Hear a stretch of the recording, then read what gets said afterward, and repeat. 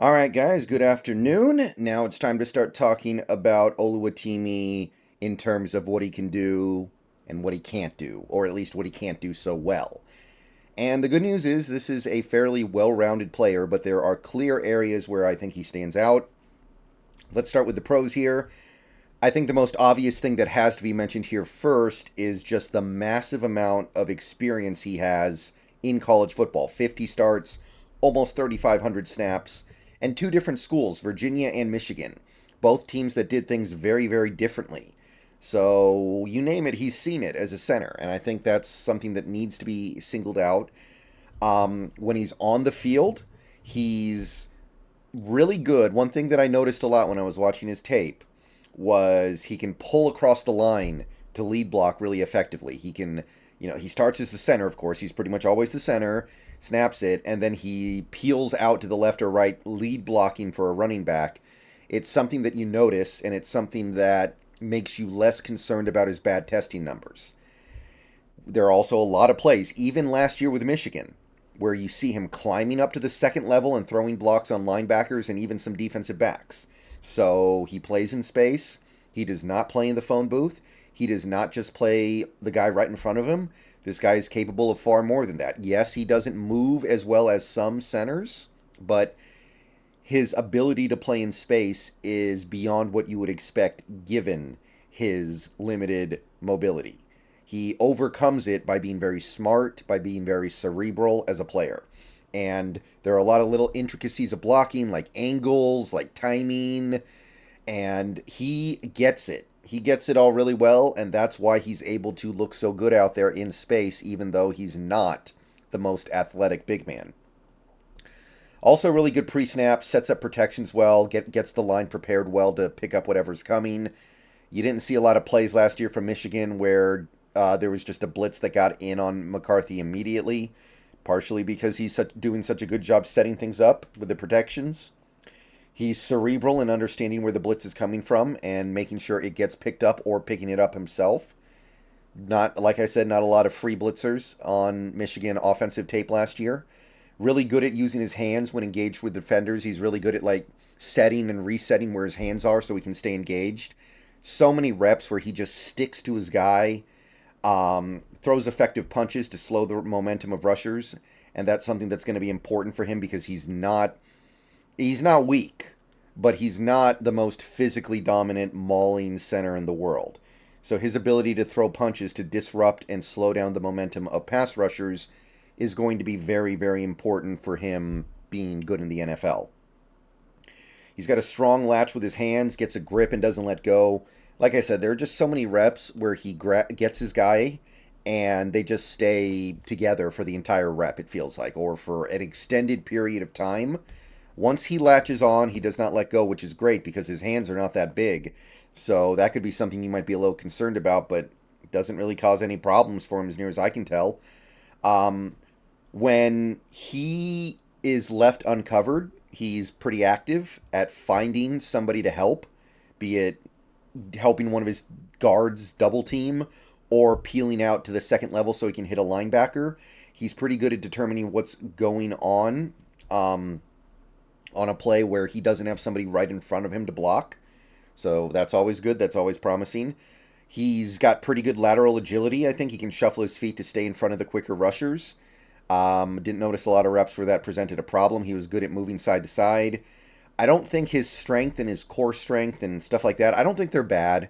And you definitely do see some reps where he's able to push a guy out of the hole or win just based on his raw strength, his anchor. So it's not like it's bad. It's definitely not as good as some of these other players, but I don't think it's going to be a huge problem, although in the NFL it could be because the level of competition is higher. I don't think it's that bad. As far as centers go, I think he does a really good job at getting off the ball at the snap very quickly. He's frequently one of the first guys to start moving post snap, and you don't see him end up on the ground that often. He's good at maintaining balance through contact and doesn't end up on the ground a ton. So, a lot of pros, not a ton of cons, but there are some, and I do want to go over them here. Sometimes, even though he's kind of short, he plays standing straight up. And that's one of the situations where I feel like he gets knocked back a lot. He loses the leverage battle because he's playing up high. I don't think you can count on him moving defensive linemen in the run game. He's got decent strength, but in the NFL, he's going up against these 1-techs, these 0-techs, even these 3-techs. I do think he's going to be a guy who just kind of holds up. And ideally, you want him to be playing on the move. You want him to be hitting, move blocks. You want him to be hitting the reach blocks. You want him to be playing in space. You don't want to tell him, hey, there's this 350-pound dude in the middle of the defense. Go push him out of the way so the running back has room. That's not going to be his best trade in the NFL, I don't believe.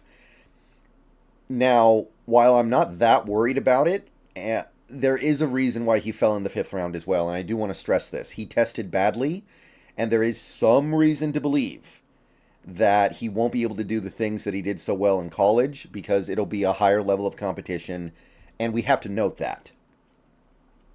I'm kind of not so worried about it, partially because he was a 5th-round pick, and if it doesn't work out, then oh well. Partially because there are so many reps of him doing it at the college level that I don't think he'll just lose the ability to do it in the NFL. But there are a ton of centers out there who move much quicker and faster and better than he does. It's just a fact. He's not really going to progress that much as a player, given that he's already going to be 24 when he takes his first NFL snap. So, granted, we are getting kind of a finished product, and that's a good thing, but this is not a 21-year-old who is going to get a lot better in the next 2 or 3 years. All right, so now let's turn to the tape. And I watched a couple games from him last year. First game was against Purdue, which was, according to PFF, his best game of the year. Very first snap for the Michigan offense in this game. He snaps the ball, and then he peels out to the left and basically acts as... He doesn't end up as the lead blocker, but he's peeling out, playing in space, moving his feet, and getting in front of a play that is not just a gap run. So right away, he's showing you that they trust him to do that stuff, and he can do it well. He looks fine doing it. Early on this first drive, once again, there was a play where he pushed the guard out of the hole as a part of a double team. I think Oluwatimi is going to be doing a lot of that in the NFL. He'll be part of double teams, and I think he'll be really good in that capacity. I'll note another positive trait about him as we move through these game notes. But I think there's going to be a lot where we ask him to move guys out of the hole as a double team. And if he gets to double up with somebody like Damian Lewis or even Phil Haynes, I think that'll make things a lot better. So these are ways you can kind of mitigate his weaknesses as a player. He had a nice seal block where he started at center, and then he peels out to the outside to lay down a block on the edge player. And again, you see his comfort level playing outside the phone booth, which is great. Watching his pass rush reps where he just links up with the guy right in front of him at the snap, one thing I notice is that he does give ground, but he latches really well so the defender doesn't have any chance to affect the play. And that was pretty consistent throughout the game, this game in particular. There was good awareness from him on knowing when to help a double team when available. Whenever he was free and didn't have anybody right in front of him, he would just kind of nudge over and throw a block into a guy who's getting blocked by the guard, or find something else to do productive on the play most of the time. There was a play in the second quarter, it was still the first quarter, where he climbed up to the second level and laid a good block on a linebacker, which is something that I was really hoping to see on his tape, and I did. And overall, he's not as consistent as John Michael Schmitz from snap to snap, but he is very consistent.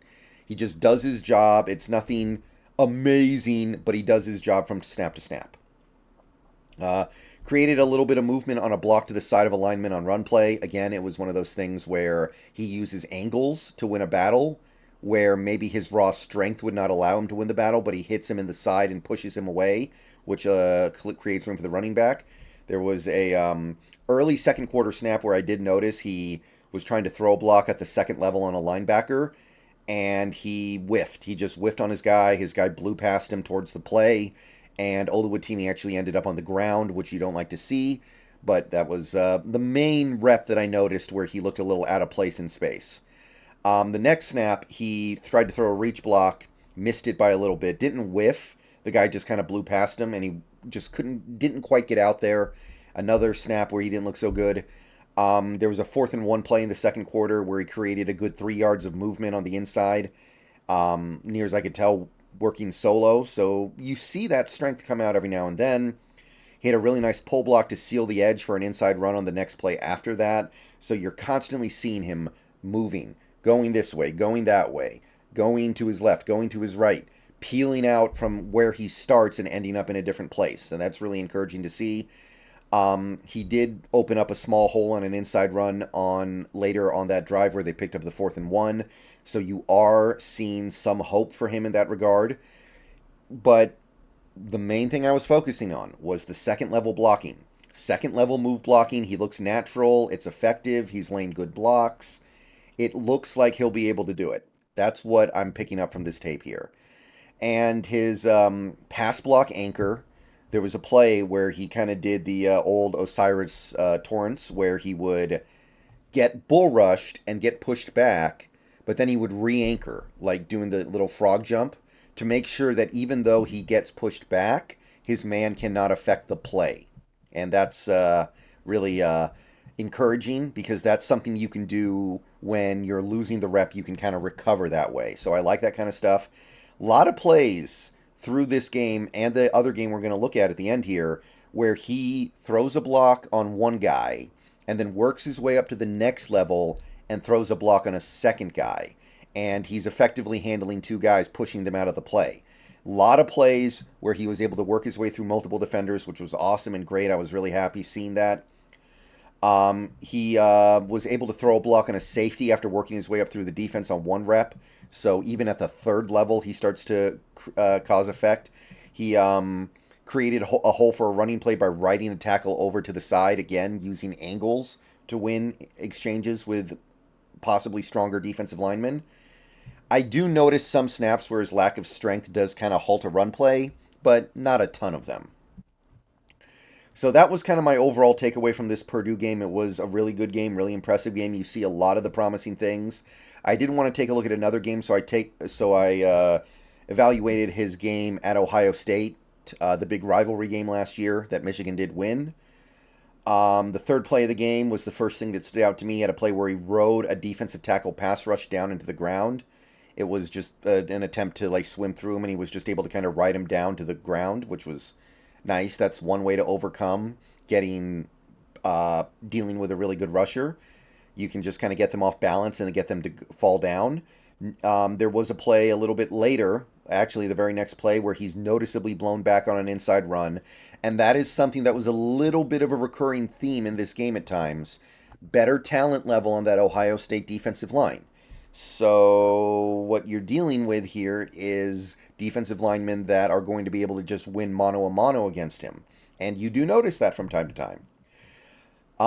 There was one really interesting play in the middle of the first quarter where he was helping block one lineman like a double team. And while part of him was helping, his like other half picked up a blitzer. So really cerebral, really good understanding of always staying alert, trying to figure out where the play is going and what he can do to help. There was one play where he kind of lost his balance trying to clear a lineman for a hole in the running game, and he just kind of fell over. There was one play that didn't go anywhere, but I saw a really good climbing block on a linebacker. Just snaps the ball and starts moving forward and hits the linebacker. There was a really impressive run blitz pickup that saved a play. The play wasn't a big gain or anything, but the run blitz came in right as the snap got thrown, and he got out there and hit him just in time to save the play. Pole blocking to hit outside edge players to keep running plays clean. Again, in this game, there are a lot of plays where he works off one block to go hit a second. So he's basically helping block two people in one play. Really cool. On the running back trick play, where the running back got the handoff and then threw the ball down the field, he did get bullied a good amount, and you do see his deficiencies in strength on a play like that. He got beat really badly by a speed rusher from the inside who kind of like faked left and went right and gave up a QB pressure, one of the few he gave up last year. But he just got beat. He enabled the quarterback touchdown run by McCarthy in this game by riding the defensive lineman who was penetrating down to the ground. Occasionally, you do notice his lack of overpowering strength and core, but the thing that really kind of peaked up my antenna was a play right at the end. Michigan's long touchdown run that ended the game. He laid the seal block on the linebacker. And those are my takeaways. So the tape kind of backs up what I expected to see and what I initially gleaned during the early parts of scouting this guy. So let me know what you guys think. I will see you guys later on. Go Hawks.